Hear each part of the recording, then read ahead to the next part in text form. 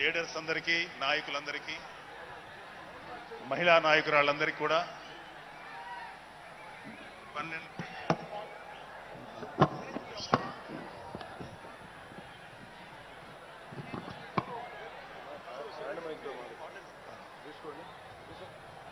12వ జనసేన ఆవిర్భావ దినోత్సవ శుభాకాంక్షలు తెలియజేస్తున్నాను.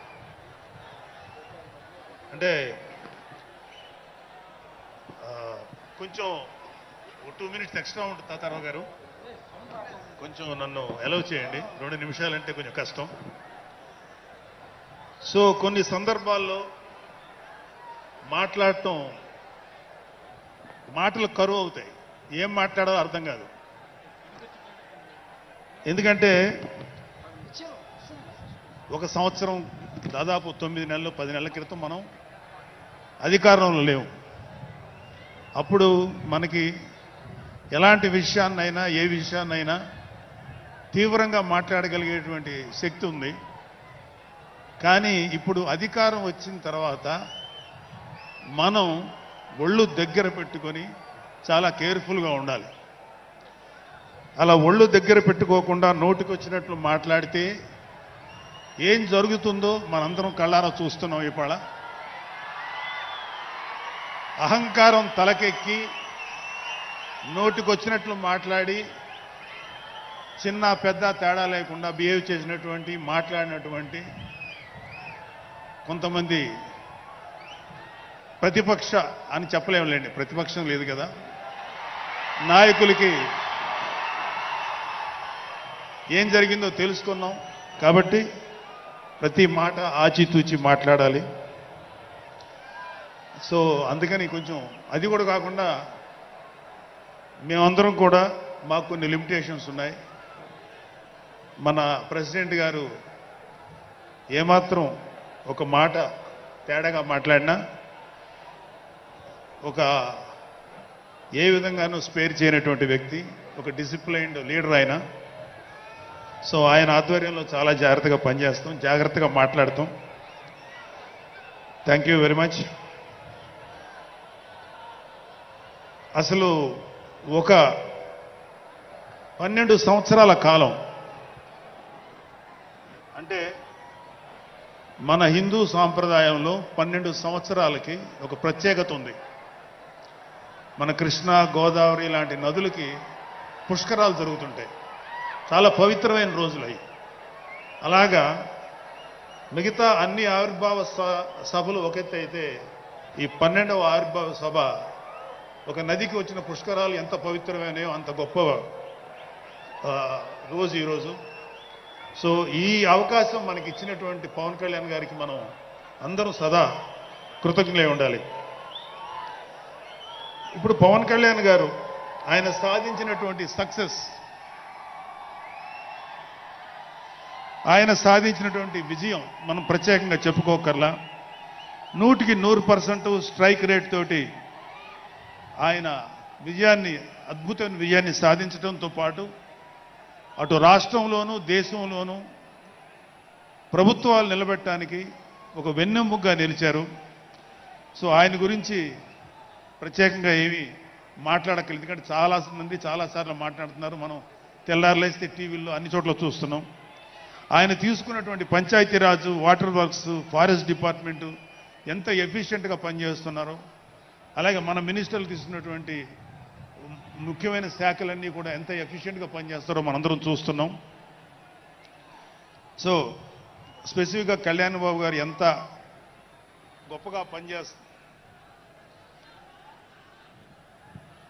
గొప్పగా పనిచేస్తారని మనమేమి ప్రత్యేకంగా మాట్లాడుకోకర్లేదు.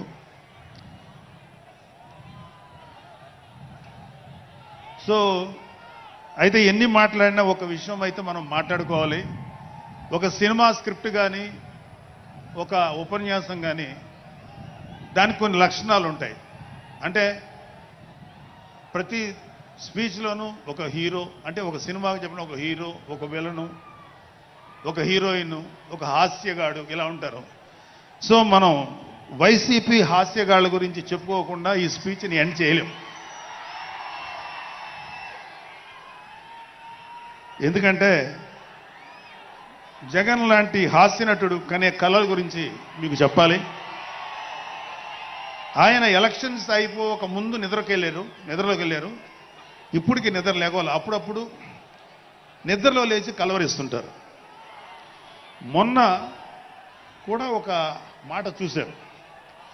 కళ్ళు మూసి తెరిచేలోగా 9 నెలలు అయిపోయినాయి, ఇంకెంత, ఇంకాసారి కళ్ళు మూసి తెరిచేలోపుగా 5 ఏళ్ళు అయిపోతాయి, ఆ తర్వాత అధికారం మాదే అని ఆయన మాట్లాడుతుంటే అంతకన్నా ఏ హాస్యగాడు కూడా అంత అద్భుతంగా చేయలేడు.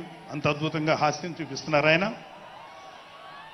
కానీ ఆయనకి నా సలహా ఏంటంటే, సార్ మీరు నిద్రలోనే ఉండండి, అప్పుడప్పుడు కలవరించండి, తప్పులేదు. ఇంకొక 20-30 ఏళ్ల తర్వాత మీరు కల్లో నుంచి బయటికి రండి, అప్పుడు దాకా మిమ్మల్ని ఎవరూ డిస్టర్బ్ చేయరు. ఇది నాకు మనస్ఫూర్తిగా నేను మీకు ఇచ్చే సలహా. మీరు 20 ఏళ్ల తర్వాత మేలుకోండి, ఆ తర్వాత మీ ఇష్టం. మేమైతే 20 ఏళ్ల దాకా మిమ్మల్ని హ్యాపీగా పడుకోమనే సలహా ఇస్తున్నాం.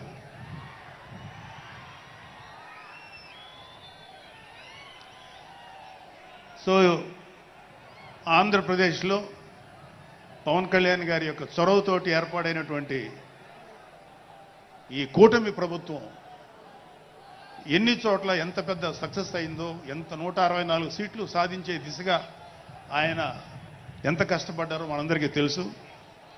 అయితే మా అదృష్టం ఏంటంటే ఇక్కడ పిఠాపురంలో జరుగుతుంది కాబట్టి పిఠాపురంలో ఎలక్షన్స్ ఎలా జరిగినాయో ఒక 2 మాటలు చెప్పకపోతే, నేను పిఠాపురంలో పనిచేసి పిఠాపురం అభిమానుల యొక్క అభిమానాన్ని చూరగొన్న పవన్ కళ్యాణ్ గారికి, అలాగే పిఠాపురం యొక్క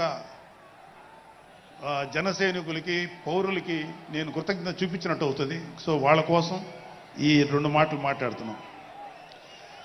సో పవన్ కళ్యాణ్ గారు పిఠాపురంలో మమ్మల్ని పనిచేయమన్నారు. అంటే నన్ను, మా ఫ్రెండ్ అజయ్ గారిని, అలాగే మర్రెడ్డి గారిని, రత్నం గారిని, శంకర్ గౌడు, మహేంద్ర, పంచకర్ల సందీపు, ఇలా మాకందరికీ పిఠాపురంలో పనిచేసే అవకాశం ఇచ్చారు. మేము పని మొదలెట్టిన తర్వాత మాకు అర్థమైంది ఏంటంటే,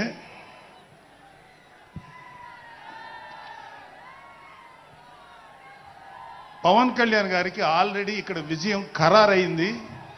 మనం ఓన్లీ పని చేస్తున్నట్టుగా ఉండడమే తప్ప మనం కొత్తగా చేయాల్సిన పని ఏమీ లేదు అని చెప్పి నాకు అర్థమైంది. నాకే కాదు మా అందరికీ అర్థమైంది. సో మేము దీన్ని ఎంత గొప్ప అదృష్టంగా తీసుకుంటున్నామంటే, పవన్ కళ్యాణ్ గారు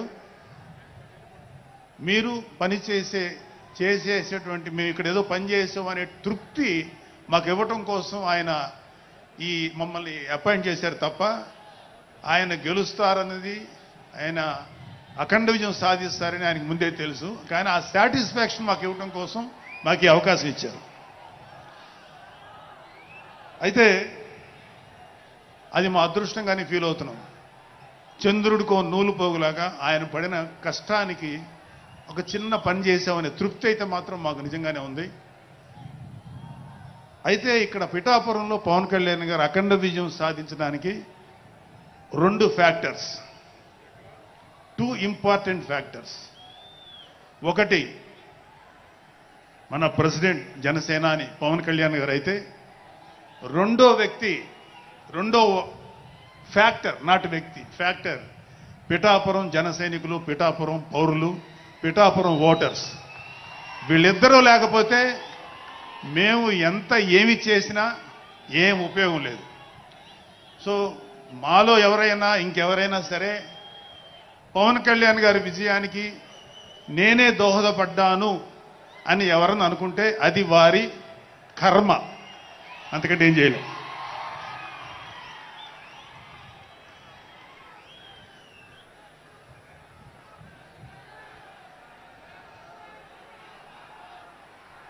సో ఇక్కడ మన ప్రెసిడెంట్ పవన్ కళ్యాణ్ గారికి ఆయన గురించి చెప్పడానికి ఒక ఇంపార్టెంట్ విషయం చెప్పాలి.